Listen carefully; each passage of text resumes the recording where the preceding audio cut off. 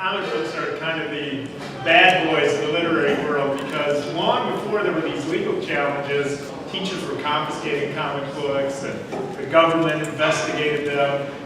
So actually, although I'm really troubled hearing about all these fabulous books that have been challenged, I take some heart that Captain Underpants, which is a kind of graphic novel, and Bone, which is a fabulous graphic novel, and even The Absolutely True Diary of a Part-Time Indian has a lot of drawings in it because the kid loves to draw. They're all kinds of comic book kinds of novels now, which means that people think comic books actually are important now, that they're being challenged. So that's a good thing, even if it's also troubling. So I'm going to read just briefly from a piece in the Watchman. And the thing about graphic novels is to really enjoy it, you've got to see all the pictures. So if you want to do that, you're going to have to come tomorrow to the Writing Center, where we're going to talk about graphic novels and show off a lot of the stuff. What time? 3:30 to 4:30 in the Writing Center. Several of us are going to talk about comics and graphic novels.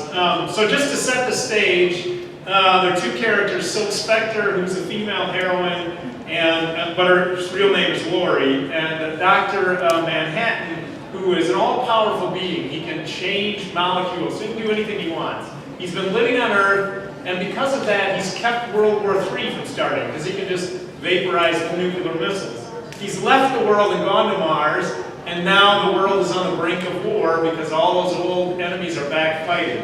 And so the Silk Spectre has gone to Mars to convince him to come back, and they're just been debating about whether or not he should do that. He thinks that there's all kinds of great stuff in the universe. Why do humans matter? Lori, are you all right? Says Dr. Manhattan. Of course not, Blake. Blake, that bastard, and my mother, they pulled a gag on me is what they did. My whole life's a joke. One big, stupid, meaningless, shit. I don't think your life's meaningless. Oh no, well, obviously that's what you're going to say, because anything I'm stupid enough to believe is true. You just disagree with it and, you don't? No. But listen, you've just been saying life is meaningless. So how can I change my mind? But why? Thermodynamic miracles. Events with odds against so astronomical they're effectively impossible, like oxygen spontaneously becoming gold. I long to observe such a thing.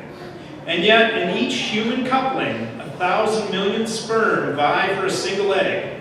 Multiply those odds by countless generations against the odds of your ancestors being alive, meeting, siring this precise son, that exact daughter. Until your mother loves a man she has every reason to hate, and of that union, of the 1,000 million children competing for fertilization, it was you, only you, that emerged.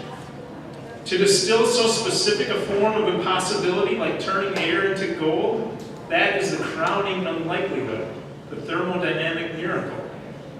But if my birth, if that's a thermodynamic miracle, I mean, you could say that about anybody in the world. Yes, anybody in the world. But the world is so full of people, so crowded with these miracles, that they become commonplace and we forget. I forget.